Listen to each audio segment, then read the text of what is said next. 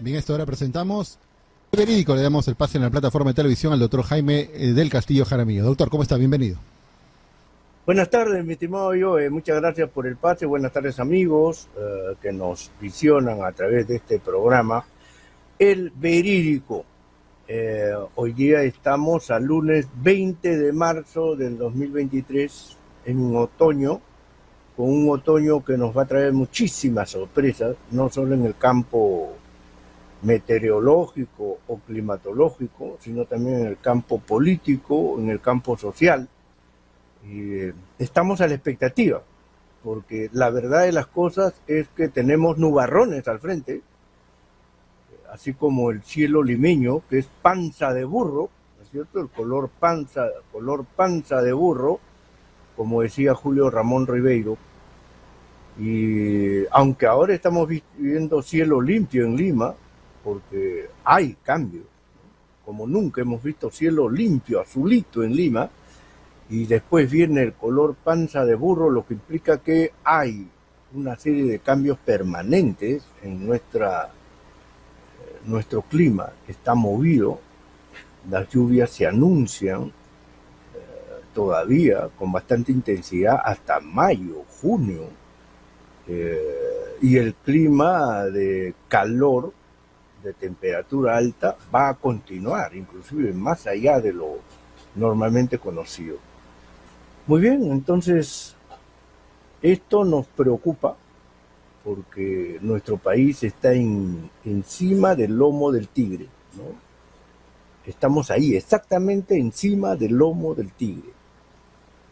Una situación crítica, caótica, anárquica, autoritaria y encima con inundaciones, huaicos, pérdidas de vida, no solamente por las balas asesinas de esta dictadura brutal, sino también por el embate de la naturaleza.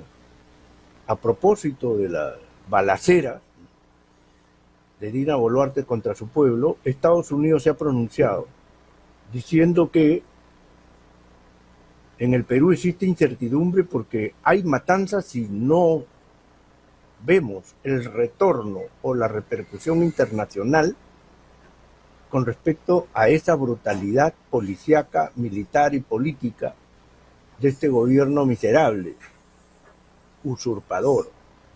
Entonces, me parece muy bien que la Secretaría de Estado, o sea, el gobierno norteamericano, ya esté dando una alerta a la OEA para que despierte, ¿no? Para que despierte y de una vez tome acciones. ¿Para qué está ahí la OEA? Está pintada en la pared. Y el Perú paga, como socio paga, para que ese organismo internacional funcione. Y no está funcionando con respecto a los graves problemas del Perú, que son el número uno de los problemas de Sudamérica. Porque los demás países están happy so happy, ¿no es cierto? Lula en Brasil, Arce en Bolivia, que acaba de nacionalizar los ingresos por AFP, ojo, Ori, que tiene problemas serios porque al igual que a Castillo, no le han dado facultades legislativas para hacer su gran reforma tributaria y lo tienen ahorcado. Alberto Fernández, que tiene problemas graves políticos para la sucesión presidencial, ha salido por ahí un loquito, Himalay creo que se apellida, un loquito ultraliberal que está capitalizando todos estos problemas. Fernández tiene problemas con los grandes grupos de poder, con la prensa grande, con los jueces de la Corte Suprema, que los ha llevado a juicio político en el Congreso. La cosa está caliente en Argentina. Colombia, con Petro, que está haciendo una serie de cambios y la derecha lo está atacando por el lado de sus familiares, ¿no? O sea, hay todo un contexto latinoamericano muy interesante. AMLO acaba de hacer una convocatoria multitudinaria de más de 100.000 personas, ha llenado el Zócalo del Distrito Federal y las calles aledañas, que está el respaldo a AMLO. ¿Y saben ustedes qué se ha celebrado? Se ha celebrado un aniversario más de haber nacionalizado el petróleo en México. El pueblo ha salido a las calles a celebrar con su líder la nacionalización del petróleo en México, a pesar que el PRI, ese viejo partido mafioso, profundamente corrupto y que destruyó a México democrático, a pesar que el PRI hizo una serie de malos tejemanejes con Pemex, con petróleos mexicanos. A pesar de eso, el pueblo mexicano considera que su petróleo es de ellos y tiene que continuar así, para el pueblo. Y AMLO ha dicho en el meeting que está haciendo una serie de reformas para ya no depender en materia de hidrocarburos de otros países. Envidia ajena, ¿no? Entonces Perú está dentro de ese contexto latinoamericano de izquierda. El Perú está en rojo porque tenemos ya 70 y tantos o 68 o 70 y tantos muertos y más de 2.000 heridos, y hasta ahora la OEA no se pronuncia. La CELAC ya lo hizo. La CELAC no reconoce al gobierno de Dina Boluarte. Boric ha convocado a reunión de presidentes y se van a reunir en breve, creo que la próxima semana, pero no ha invitado a Dina Boluarte. Y AMLO tampoco le está entregando la presidencia de la Alianza del Pacífico de Dina Boluarte, a pesar de sus berríos. Entonces, ese es el contexto internacional. Biden se ha pronunciado a favor de Perú, protestando por las muertes y por la lentitud, obviamente, de la repercusión internacional en un momento en el cual Xi Jinping ha viajado a Rusia y le ha dado el abrazo del oso panda al oso ruso, y se han abrazado los dos osos, el oso chino y el oso ruso, y Xi Jinping ha dicho que hay que terminar esa guerra en Ucrania, con Ucrania, y ha enviado inclusive personajes para cerrarla. Entonces, China y Rusia se vuelven a unir frente a un contexto en el cual Estados Unidos ha presionado para que la Corte Penal Internacional le abra un proceso, ¿no es cierto?, judicial contra Putin, que ha tenido repercusión mundial, y Rusia se ha reído de eso. Y en un momento en el cual el litio es la fuente de preocupación de Biden, ¿no es cierto?, y de la general Richardson, Laura Richardson, que es jefa del Comando Sur, en la cual ha declarado que está preocupada porque hay injerencia china en el triángulo del litio: Argentina, Chile y Bolivia.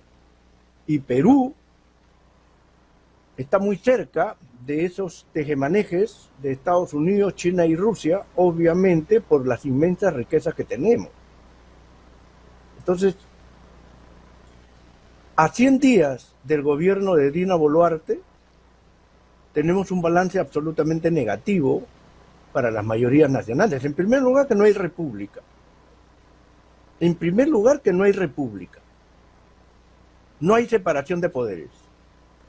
Ese tribunal constitucional de alquiler, dirigido por un negro personaje, no por su color de piel, sino por su alma, por su espíritu, ese negro sucio de Francisco Morales Sarabia, no por su color de piel ni por ningún tinte racista, sino por la connotación política de Francisco Morales Sarabia, es un negro sucio que ha no solamente derrumbado, sino ensuciado nuestra república.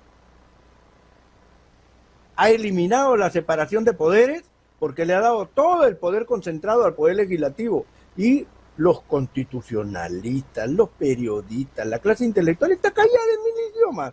Happy o happy, qué tal indiferencia y qué tal nivel de ciudadanía, ¿no? En fin, una cosa es el poblador de los extramuros en Lima, de la periferia, que por un tupper, por un menú, por una bolsita de arroz, de café, de azúcar, qué sé yo, vende su voto y bueno, pues es alquilón electoral. Pero la clase media intelectual peruana está callada en mil idiomas. Este Tribunal Constitucional nos ha tumbado la separación de poderes. Hay una dictadura, porque el poder legislativo ha concentrado todo. Y el poder judicial está ahí mirando, ¿no es cierto?, como un gato gordo y aburrido, está echado de panza y no le interesa lo que el poder legislativo va a hacer. Y el ejecutivo es simplemente el llavero, ¿no? Es su juguete, su toys, ¿no es cierto? Little toys de esta dictadura parlamentaria. Entonces, en 100 días del gobierno, ¿qué tenemos? Una Dina Boluarte acusada de corrupta, con pruebas, y la fiscal de la Nación que se aferra en no entregar su maestría y su doctorado, no le rompe la puerta a Palacio de Gobierno para investigar lo que está aprobado. Ahí hemos escuchado con estupor a los testigos. Han visto cómo se le ha entregado dinero a Dina Boluarte por el empresario Beltrán y por otra fuente. 150.000 soles más muertos y heridos. Y nadie aquí dice nada. Entonces Dina Boluarte, como Karelyn López, como las secretarias de Martín Vizcarra, como Richard Swing y otros personajillos de alcantarilla política, es una cucaracha política y nadie la está tocando. La prensa grande la sigue tratando como Madame Bovary, ¿no? Entonces, claro, varios millones ya le llegaron a la prensa grande, lo que lloraban durante el gobierno de Castillo. Entonces, Dina Boluarte es una persona que no merece el más mínimo respeto político, es una cucaracha política con delitos probados, actos de corrupción probados, a diferencia de Pedro Castillo, que no hay una sola prueba contra él. Grica, la secretaria privada de Dina Boluarte, una simple pastelera que ha hecho negocios con su familia y listo, está paseándose por ahí, nadie la ha detenido, nadie le ha abierto proceso hasta donde sabemos y aquí no pasa nada, pues es una dictadura parlamentaria. Gracias Tribunal Constitucional, gracias Alma Negra y negro Francisco Morales Arabia políticamente hablando, no desde el punto de vista racista. Y Otárola, ¿dónde lo dejamos?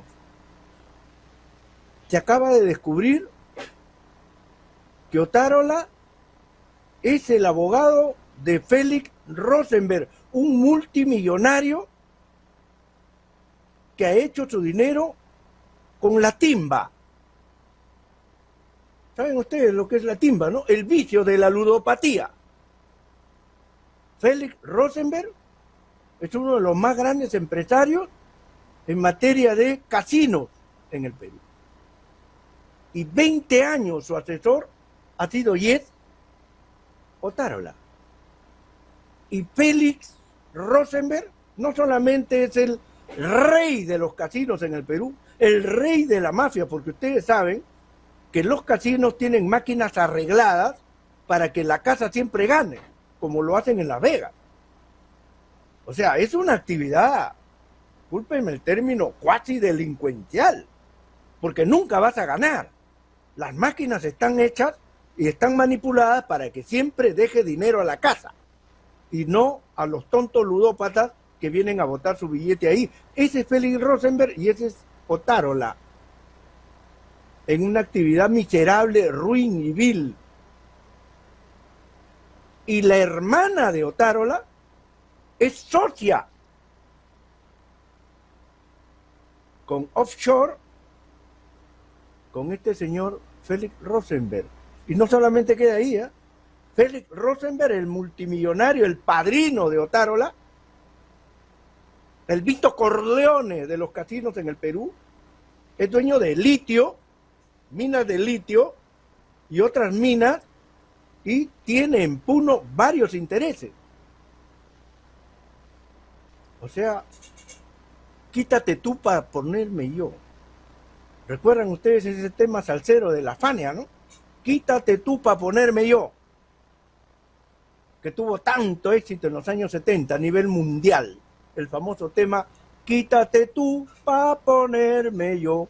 O sea, Pedro Castillo, sal de ahí, porque tú no has nacido para ser delincuente ni mafioso, tú eres un simple campesino que a lo más habrás robado por ahí un choclito al vecino y no más. Pero nosotros, Félix Rosenberg, ¿no es cierto?, Grica Atzayac, ¿no? Y toda la gente, la Paola Lazarte, la reina de los peajes, ministra de Dina Boluarte, Oscar Becerra, tremendo delincuentón, alanista con las laptops de $100, recuerdan ustedes, en el gobierno de Alan García, y tanto más, sería largo enumerar. Toda esa mafia, toda esa ganga, le cantaba a Pedro Castillo, quítate tú para ponerme yo. Y lo sacaron, pues. Y el general Alfaro de la policía, que ahora está medio escondido, no sé si fugado, por ahí dicen que sí está dando su declaración. Lo cierto es que el general Alfaro de la policía fue propuesto por uno de los sobrinos de Pedro Castillo, llegó al poder y resulta que le metió cuchillo a Pedro Castillo, porque cuando Pedro Castillo le pidió que lo saque del cargo al alzadito del coronel Harvey Colchado, se hizo el tonto y el ciego y el loco. Y resulta que cuando el español, ahora acaba de informar Ángel Páez en su cuenta Twitter, que le ha llegado información de los chats entre el español y el general Alfaro, bajo la referencia, en la cual este último, el general Alfaro, le pedía borceguíes, le pedía puestos en el alto mando, porque supuestamente el español estaba muy cerca de Pedro Castillo. O sea, un sinvergüenza como los que más, ¿no? Como los demás y como los que más en la Policía Nacional del Perú. Llegan a general y quieren carro del año, coronel y general, carro del año y una serie de joyerías, y la repartija de los puestos donde hay más dinero, en cupos, en tráfico de tierras, minería ilegal, prostitución, etcétera, etcétera. Lo está denunciando el alcalde provincial de Trujillo, Arturo Fernández, ¿no es cierto? Casi todos los días. Los invito a que vean la cuenta TikTok, donde aparece el alcalde provincial de Trujillo, Arturo Fernández, que denuncia todos los días al general Ríos Tirabanti, promoción del general Alfaro, y lo denuncia de delincuente, de corrupto, de manejar la mafia de las grúas, de manejar la apertura de locales cerrados por la municipalidad, aperturas ilegales, por cierto, de manejar el tráfico de terreno. O sea, un asco. Y es que la policía, como en otro programa lo dije, se ha vuelto una costra de mafiosos inamovibles, ¿ah? Porque están al servicio de los grupos de poder. Entonces, los 100 días de Dina Boluarte tienen que ver con eso, con todo ese hedor, con toda esa pestilencia. Quítate tú para ponerme yo, ¿verdad? Quítate tú, Pedro Castillo, porque no dejas robar, no dejas continuar la fiesta y el reventón de los grandes grupos de poder. Sal de ahí y quítate tú para ponerme yo. Me voy a poner yo, el grupo mafioso, con Dina Boluarte como mascarón de proa. Entonces, ese es para mí, en pocas palabras, el resumen de los 100 días de Dina Boluarte. Lo demás es floro barato. Y sigue la dictadura. Entonces, el programa de hoy día lo hemos titulado Apartheid contra el Perú profundo y reinado de castas privilegiadas vienen desde el inicio de la República hasta hoy. Ni militarismo ni civilismo lo superó. Subtítulo: Juan Velasco Alvarado quebró el apartheid contra el campesino y el Perú profundo y humilló a las castas privilegiadas e impulsó el voto para los analfabetos que se plasmó en la Constitución Política de 1979. La nación de los crueles, injustos y corruptos, con su propia democracia y su propia república, con sus leyes expedidas por su grupo de poder dominante en el Perú de castas, es lo que sustenta el politólogo Alberto Vergara, y es la ideología de las derechas de Dina Boluarte y William Zapata y otros. Ese es el tema que vamos a ver ahora. Porque yo soy politólogo, ¿no? O sea, yo no me puedo guiar por las figuritas chinas, ¿no? Lo que muestra la televisión, imágenes, no, ese es para tontos, ¿no? O para gente dedicada al periodismo que solamente tiene y vive de eso, ¿no? Yo soy politólogo, yo profundizo más, yo soy un intelectual de la ciencia política. Tengo que profundizar para ver causas, motivos y explicarle al pueblo. Soy sanmarquino, me debo al pueblo. El Perú, la nación peruana, me dio un título profesional. Yo tengo que devolverle con creces el esfuerzo que hizo el Perú en hacerme un profesional. Soy sanmarquino y politólogo. Entonces, cuando hablo del apartheid en el Perú, es porque es cierto.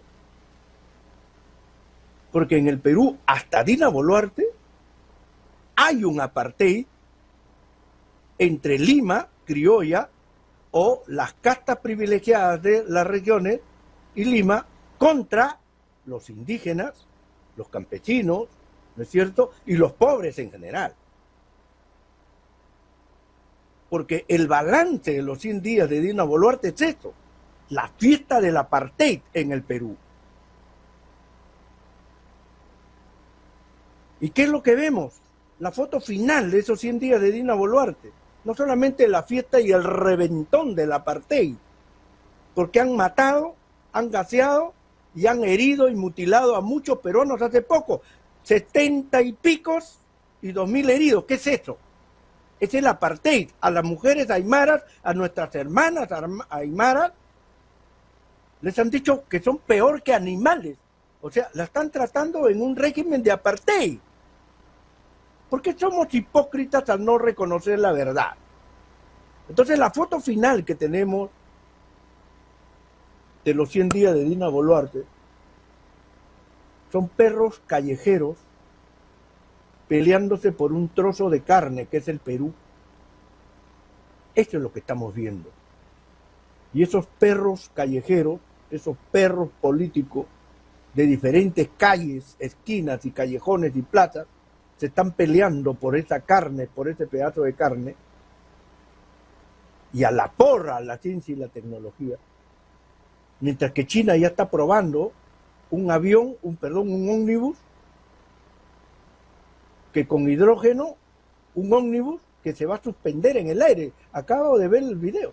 Ciencia y tecnología. Con ciencia y tecnología, China está doblegando a Estados Unidos. ¿Y qué estamos haciendo en el Perú por ciencia y tecnología? Nada.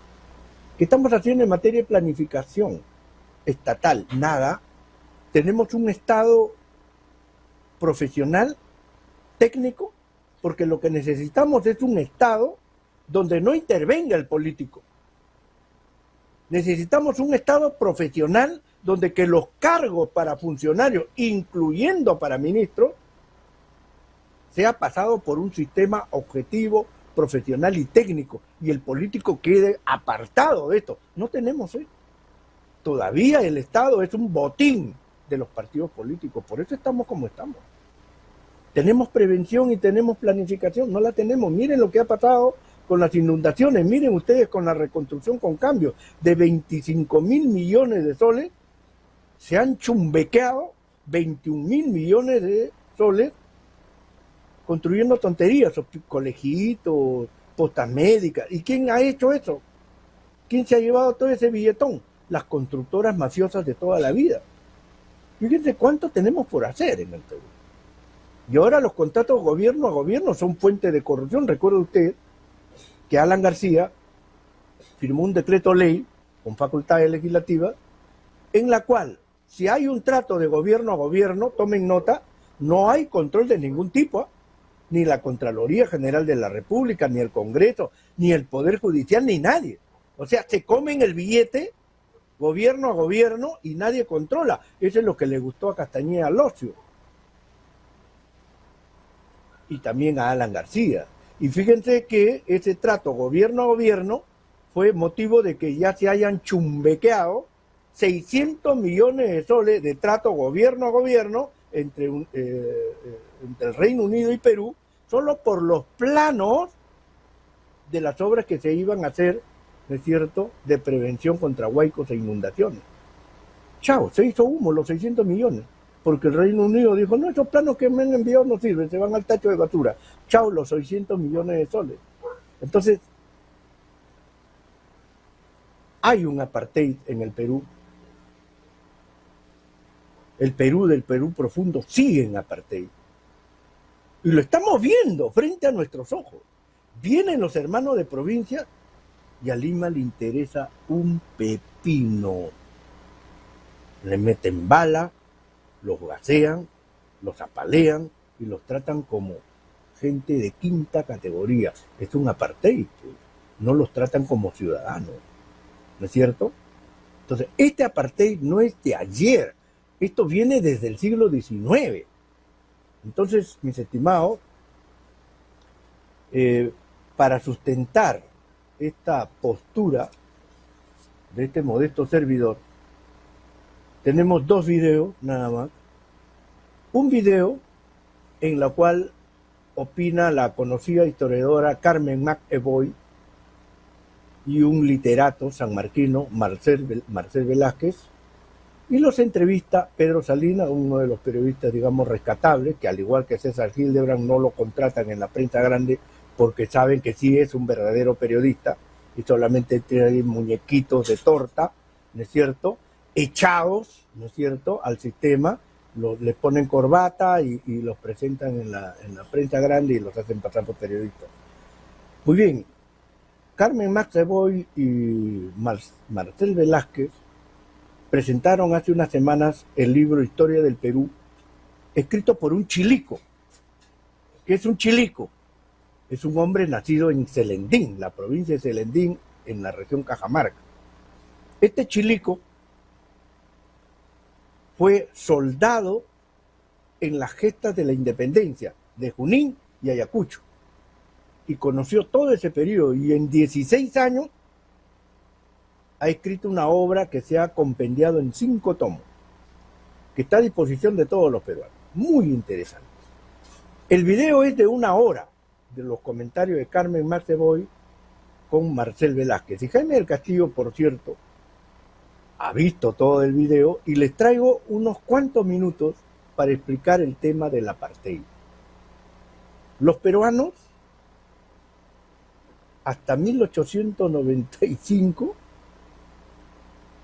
solamente eran peruanos y ciudadanos los que sabían leer y los que tenían propiedad. Los analfabetos no eran peruanos. República sí, pero sin analfabetos, o sea, los indígenas, los campesinos, la gente pobre. Ustedes saben que las mujeres en el Perú, hasta bien entrado el siglo XX, solamente se les enseñaba primaria, y ahí mucho, ya nada más, ¿no? Mis abuelas, por ejemplo, ¿no? Hasta primaria, y de ahí vaya a cocinar, ¿no? Entonces en el Perú ha habido un apartheid y han habido castas privilegiadas, tanto en Lima como siempre, y en las capitales de regiones. Entonces, Juan Basilio Cortegana es este militar chilico de Celendín que durante 16 años se puso a escribir y de eso salió la obra Historia de la República. Entonces, Cortegana escribe sobre las rabonas en el Perú, la mujer peruana que iba atrás de los militares, porque eran madre, esposa o hermana, o amante. Y las rabonas curaban a los heridos, hacían de enfermeras les preparaban sus alimentos, hacían de cocineras y además hacían de amantes también. Las rabonas en el Perú entregaron su vida. Por eso es que duele profundamente cómo han disparado bombas lacrimógenas al pecho de nuestras hermanas aymara aquí en la Plaza San Martín, en pleno siglo XXI, con odio, con sevicia, porque hay un apartheid que todavía no lo superamos. De 1895 se permite que solamente voten los que saben leer, y solamente, eso cambió solamente en 1979, después del proceso revolucionario de Juan Velasco Alvarado de 1968. 10 años después se sedimenta toda la revolución de Velasco Alvarado y se plasma en la Constitución del 79, y a partir del año 1979 recién pueden votar los analfabetos. ¿Saben ustedes lo que significa eso, no es cierto? ¿No? Que recién en el Perú, al final del siglo XX, empezamos a hacer república. Pues sí, sin mayores preámbulos, escuchemos a Carmen Maceboy y Marcel Velázquez, entrevistados por Pedro Salinas, para que tengan una idea clara de qué es lo que está hablando y sustentando Jaime del Castillo en este programa de hoy. Adelante, maestro Joe, por favor. ¿No? Entonces yo creo que ahí hay mucho que averiguar, ¿no? De esa identidad ya nacional que se va gestando, y que se va gestando... ¿Alguna vez hubo eso, Carmen? Identidad nacional, porque cuando uno lee a Basadre, o sea, uno al final concluye, este país es un chongo, ¿no? Este país es casi un burdel, o un burdel es más organizado que el Perú. Piensa Pedro, bueno, Basadre habla del archipiélago, el Perú como un archipiélago. Bueno, sí. Él lo reconoce, pero también hay que pensar que estos son años de ilusión. Estos son años de ilusión, se han ido dando independencia, se han ido dando soberanías en los pueblos, se han dado las actas, como dice Marcel, la libertad de vientre, están ocurriendo cosas, ¿no? Y todavía esa parte del chongo, el apocalipsis, del pesimismo, va a venir después. Entonces todavía yo creo que Cortegana... Es verdad, es verdad. Cortegana es un hombre que habla desde la ilusión y la posibilidad, ¿no? Él la sigue manteniendo viva porque él ha visto a un país cambiar, o a una, digamos, a una colonia, dejar de ser colonia y convertirse en república. Y eso es una revolución política, ¿no?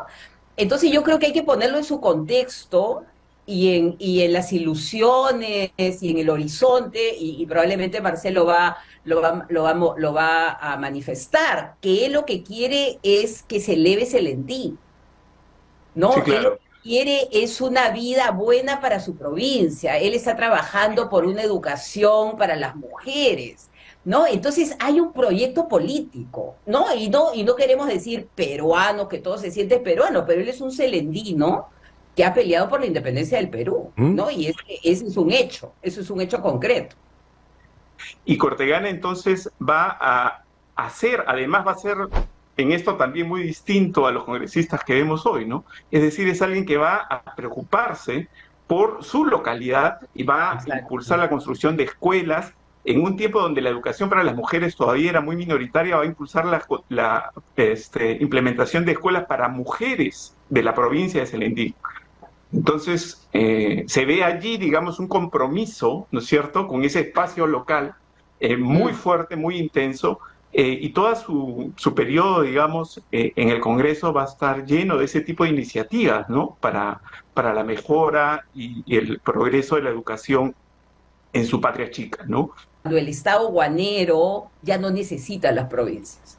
O sea, cuando el Estado guanero vive del recurso fiscal y no tiene que conversar con las provincias, y ahí te das cuenta en la rebelión de Huancané de Juan Bustamante, cuando él viene a tratar de establecer la nueva conexión.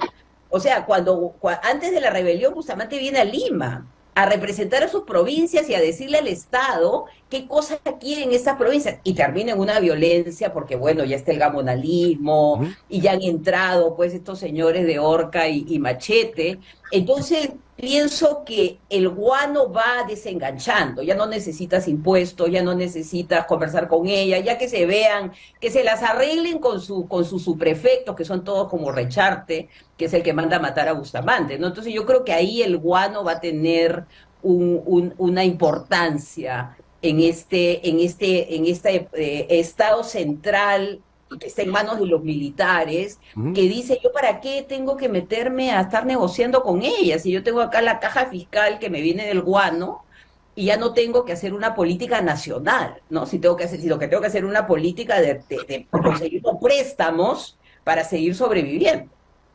Marcel. Sí, yo creo que efectivamente ese es un momento crucial en que empiezan a cambiar, digamos, las correlaciones. Y también se me ocurría otro que a veces olvidamos, ¿no? Y es esta famosa ley electoral de 1895. Porque hasta ese momento las personas que no sabían leer podían participar en el proceso electoral a través de elecciones indirectas. Pero en 1895 se establece de manera taxativa que solo pueden votar los que saben leer y escribir. En español, obvio, ¿no? Con lo cual deja fuera a toda la población quechohablante, que era masiva, era la mayoría del Perú a fines del siglo XIX, era población andina y población que usaba, por supuesto, lenguas originarias.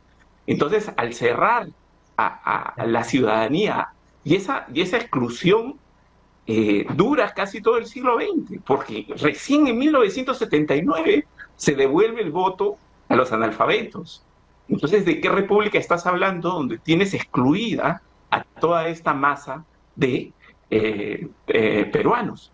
Y eso, por supuesto, genera una fractura enorme porque empiezan, a veces muchas personas asocian el racismo con el mundo colonial, pero el racismo moderno es más bien un producto de la república, un mal producto, ¿no es cierto? En el sentido de que se construye esa desigualdad social y cultural como intrínseca y asociada, ¿no?, entre comillas, a este tema de las razas, que sabemos que no existe biológicamente, pero que es justamente una manera de legitimar este tipo de exclusiones y desplazamientos que se estaban produciendo en la esfera política, económica y en la ciudadanía. Entonces ahí se quiebra algo y esa fractura se va a prolongar por mucho tiempo. Agregaría al comentario de Marcel de la exclusión de los analfabetos, del universo electoral, yo agregaría de que la paradoja es que esa exclusión se produce luego de una revolución que se autodenomina como Revolución de las Provincias, ¿no? Entonces, Piérola, que es un arequipeño, se alía pues con los liberales, ¿no? Se alía con todos estos personajes de las provincias y lleva toda su maquinaria, acuérdate, Cocharcas, Sí, claro. toda la violencia que hay en esa entrada a Lima, para al final traicionarlos, ¿no? Ahí hay una traición, no solamente en el tema de exclusión, pero en el tema de que se suponía que este era un gran acuerdo nacional que iba a incorporar a las provincias en el gobierno del Perú, y eso no va a ocurrir, ¿no? Entonces yo creo que ahí se da una traición, se da una oportunidad perdida y cuyas consecuencias se van a pagar en el siglo XX. Claro, y solamente para recordar que esa guerra civil de Piérola contra Cáceres produce más muertos en Lima que las batallas de San Juan y Miraflores.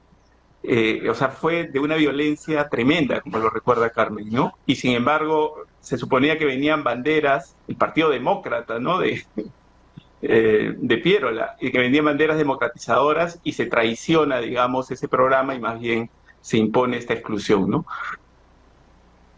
Clarísimo, ¿no? Entonces, como yo les decía, hasta 1895, todo el Perú profundo, o sea, los que no sabían leer, los indígenas, los campesinos, los pobres en general, votaban indirectamente, como lo acaban de escuchar a Marcel Velázquez.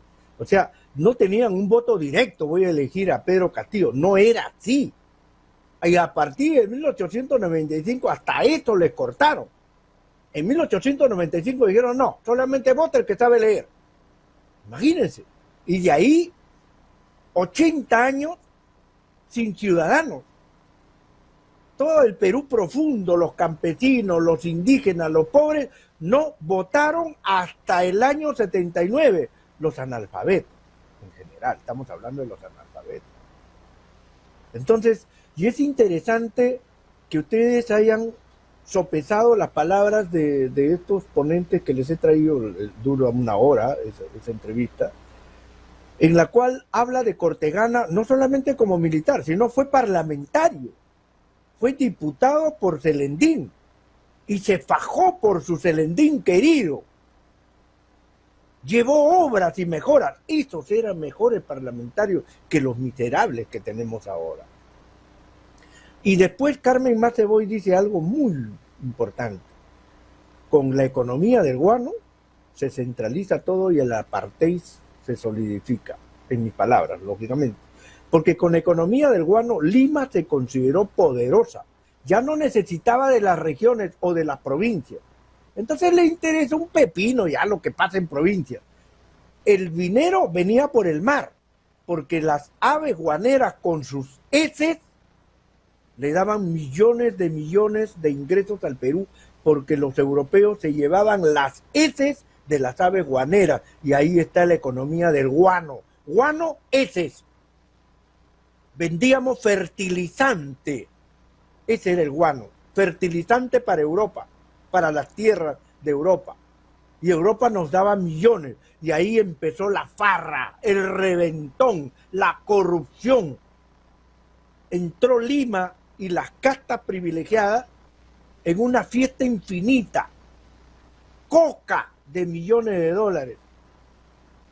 Entonces, el apartheid que continúan, los indígenas, los campesinos, me interesan un pepino, y el billete de la economía del guano fue el momento de mayor boom económico en el Perú.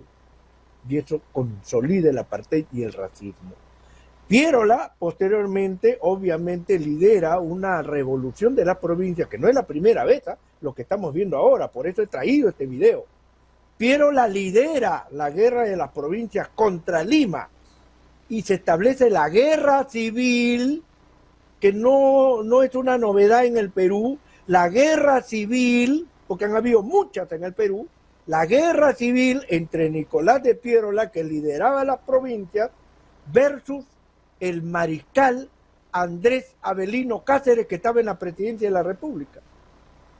Y la batalla de Cocharcas, estamos hablando en Barrios Altos, ¿no es cierto? O Lince, si mal no me equivoco, en la cual murieron muchísimos peruanos, más muertos que los que como dijo Marcel Velázquez, más muertos que en la guerra con Chile en la batalla de San Juan y Miraflores. Y luego se traiciona esa causa. Entonces es importante que sepamos nuestra historia.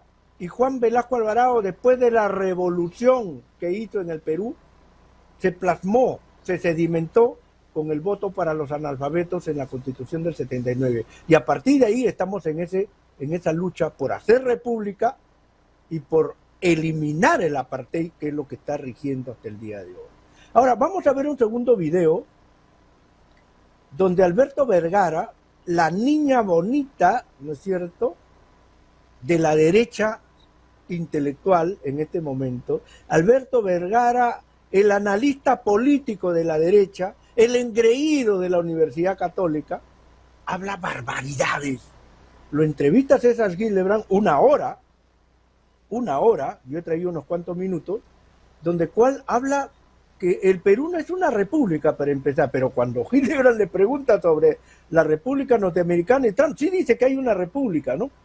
Pero después dice que no hay repúblicas en el mundo. O sea, demuestra que este señor tiene problemas de consistencia ideológica y teórica, confunde la teoría con la realidad y la realidad con la teoría, ¿no? Escribió que era de derechas, lo arrincona César Gillibrand, luego trata de morigerar, pero después dice algo que para mí me golpeó mucho, sobre la nación, ¿no?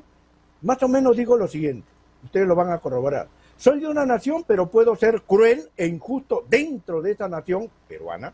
O sea, déjame ser racista y líder del apartheid. Alberto Vergara.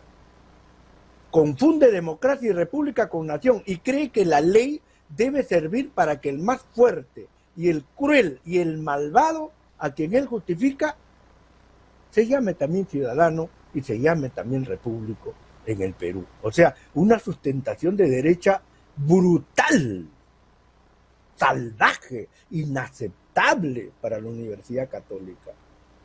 Yo no sé cómo mantienen este tipo de profesores en la Católica. Finalmente, me comprometo con la ley que piden los grupos de poder dominante, pero no me emociona ser parte de la nación. Este es el resumen de lo que va a decir Alberto Vergara. Vamos a escucharlo. Adelante, maestro Joe. Gracias. No lo entendí. ¿Qué diablos es el republicanismo para el Perú? Bueno, para el Perú, bueno, muchas gracias por la presentación, César. Para el Perú, yo creo que es una, y no solo para el Perú, creo que es una escuela de pensamiento y una práctica política, una tradición histórica, con un corpus que ha estado presente por mucho tiempo en la historia política, que está alrededor de la noción del autogobierno. Es decir, que una comunidad política de iguales es libre en la medida en que ellos, como comunidad y como individuos, están al mando de su destino, vamos a decir, ¿no? Y que para eso todos tienen que ser ciudadanos de igual valía y que tienen una capacidad semejante para influir sobre la cosa pública. Y que eso requiere la posibilidad, ya lo dije, de autogobernarse, pero además de un imperio de la ley, ante el cual todos estos individuos son iguales. Y ese es un poco el horizonte político, no el único, pero el horizonte político desde el cual que está presente en las revoluciones atlánticas del siglo XVIII, la independencia norteamericana, la Revolución Francesa, es el ciudadano en una comunidad de iguales, ¿no? Entonces, creo que es eso, te da un horizonte de acción con un cuerpo doctrinario que lo puedes encontrar en distintos sitios y en distintos momentos. Dicho esto, yo no soy un filósofo político, no soy tampoco un vendedor de la mercancía llamada republicanismo. Me parece una etiqueta, me parece una categoría que sirve para analizar las cosas, que me sirve para ordenar la realidad, que siempre pues es súper compleja. Sobre todo te sirve para diagnosticar que el Perú no es una república. Exacto, para mostrar cuán lejos estamos de eso y por lo tanto para darle a la categoría república un contenido que va más allá que de la mera denominación de algo que no es una monarquía, ¿no? Es decir, en términos doctrinarios republicanos, pues la República Islámica del Irán no es una república, ¿no es cierto? O la República Popular China no es una república, en la medida en que son regímenes... Pues, sí, pero ahí se te ve el sesgo, porque la República de Donald Trump tampoco era república. Tampoco era república, estrictamente hablando. Es un proyecto era una plutocracia enrarecida, y hasta el Partido Republicano, que le hace homenaje precisamente al concepto, se ha convertido, a partir del Tea Party, en una horda. Entonces, tampoco, vía Kenji, ¿no? Sí, pero aún así, fíjate, la República aguantó el embate de la turba entrando al Capitolio, los 5 muertos, y al final las instituciones se impusieron, con el agua hasta acá, ¿no? Cuando ya la cosa parecía que nunca nadie iba a reaccionar, que nunca nadie le iba a dar la contra a Trump, finalmente se la dieron y la República prevaleció. Eso no quiere decir que sale fortalecida, sale debilitada, evidentemente, pero sigue ahí, ¿no? No, estoy de acuerdo que puede ser una lectura de la nación. Mi punto es que creo que durante mucho tiempo el ideal nacional se vio como un bien en sí mismo. Y mi sensación es que muchas naciones bien constituidas pueden ser profundamente injustas o incluso tener comportamientos crueles, desalmados, y que por lo tanto la nación en sí no es una vacuna para pertenecer a una sociedad mejor. Y es ahí donde a mí me parece que hace falta el mundo de la democracia, de la república, que es el de permitir, el de este comunidad de personas que respetan la ley y que su igualdad está ante unos compromisos con la comunidad más que en una emoción común cultural, ¿no? Creo que por ahí va la reflexión.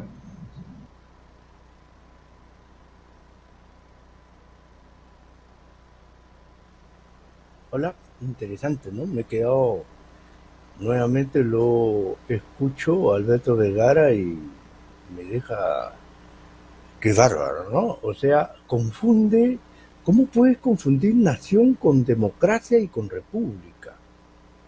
Nación es el asiento social que está organizado jurídicamente, ¿no es cierto? Y que tiene objetivos comunes, que obviamente puede haber crueldad, injusticia en toda nación, pero normalmente el colectivo se respeta a sí mismo, ¿no es cierto? Tigre no come a tigre. Podemos ser crueles e injustos con otros, pero la nación tiene ese concepto elemental, es el asiento social que tiene un sentido de identidad. Porque si no fuese así el caso peruano, uno hace rato se hubiese ido. Loreto se fue en algún momento y regresó. Y todo el sur ya se hubiese ido con todas estas maldades. Pero hay una nación en el Perú que Alberto Vergara la ningunea. Déjame ser cruel y déjame ser injusto, pues no me hable de esa tontería de nación. O sea, en pocas palabras, tengo asco de pertenecer a la nación peruana, no quiero juntarme con los aymaras, no quiero juntarme con los achánicas, ¿no? Y si hay gente cruel e injusta con ellos, pues es su conducta individual, ¿no? Terrible, ¿no? Entonces, ¿cómo puede? ¿Democracia? Democracia es una forma de gobierno. Estás confundiendo nación con democracia. La democracia es una forma de gobierno que es clarísima. El pueblo es el que gobierna. La mayoría es la que gobierna. Entonces no puede confundir Vergara, como lo ha hecho ahí, entre nación y democracia. Y la república es la cosa de todos, es la preocupación de todos los peruanos. Para Alberto Vergara no hay república, o sea, para él no existe Jorge Basadre, Mariátegui, Aya de la Torre, Antenor Orrego, no existió Miguel Grau, no existió Francisco Bolognesi, Leoncio Prado, y todos esos hombres y mujeres que dieron su vida, primero por ser independientes y levantar un Estado soberano e independiente en la forma republicana, o sea, demócrata republicana, que el pueblo es el que gobierna. O sea, eso para Vergara le interesa un pepino. Él dice, el Perú no es una república. Bueno, pues ¿qué cosa es? ¿Qué cosa es? No lo define, pero deja entrever en su bipolaridad política, y Hildebrand en esa hora de entrevista, yo los invito a que lo vean, en esa hora de entrevista a Hildebrand le da duro, ¿no? Lo destroza, ¿no? Porque para la entrevista el maestro es César Hildebrand, ¿no? Entonces, ¿qué cosa es la república para este señor? Entonces, para Alberto Vergara, la república no existe, en primer lugar, y existe una economía de individuos que son capaces de lograr el éxito pisando la cabeza, siendo crueles y siendo injustos con los débiles, y ese es su problema de ser débil, pues, ¿no? Una visión darwinista política, una visión darwinista social política brutal y salvaje, ¿no? De tal forma que justifica a Alberto Vergara, el intelectual de las derechas de hoy, el intelectual de Dina Boluarte y William Zapata, él justifica que hay que matar a los provincianos, los del apartheid, hay que matarlos, hay que gasearlos, hay que apalearlos. Es su problema, son débiles, pues, ¿no? Con ellos yo no voy a hacer progreso ni éxito, porque son débiles, son nicios. Entonces hay que gasearlos y hay que juntarnos solamente entre la gente de derecha, la gente que tiene dinero, la gente que tiene poder, porque ellos son los que van a decidir, pues, sobre esa masa del apartheid, ¿no es cierto? Que son los aymaras, los quechuas, los desvalidos, los achánicas, los chipivos conivos, etcétera, etcétera, etcétera. Esa es la visión de la derecha. Entonces, ese tipo de personas es la que alimenta a los juristas que salen a hablar tonterías, justificando el golpe contra Castillo, justificando este tribunal constitucional de porquería, disculpen la palabra, pero este tribunal constitucional de Francisco Morales Araro es un tribunal de porquería, y me despido aplaudiendo a los 11 vocales supremos, incluyendo César San Martín y el sanmarquino Víctor Prado Saldarriaga, 11 vocales supremos que hace poco han rechazado absolutamente esa sentencia del Tribunal Constitucional que ha destruido la separación de poderes en el Perú y han puesto en indefensión a todos los ciudadanos. Me parece muy bien, y mi condena a esos tecnócratas reaccionarios, empezando por el presidente del Poder Judicial, Arévalo Vela, y los 6 jueces supremos que votaron a favor de esta sentencia que destroza la República, que destroza la separación de poderes y que revienta cohetes a la dictadura parlamentaria de William Zapata. Amigos, no se olviden de brindar su apoyo al equipo que me acompaña, porque Jaime del Castillo, como ustedes saben, es abogado litigante. Yo tengo un equipo que hace la preproducción, la producción y la postproducción de todas mis entrevistas. Normalmente vengo del Poder Judicial o estoy viendo mis asuntos de litigio, y este equipo es el que me apoya con los temas, las investigaciones, etcétera, y me da el material para luego desarrollar en mis entrevistas, y luego hace la producción, o sea, hace las filmaciones, la iluminación y todo eso, y después la postproducción, la edición, el trabajo más pesado, y la distribución. Ahí tienen los QR de Plin y de IAPE, por favor, una donación para este equipo que se merece todo el aplauso. Si no fuese por ellos, yo no estaría llegando a ustedes. Espero su comprensión. Gracias, amigos.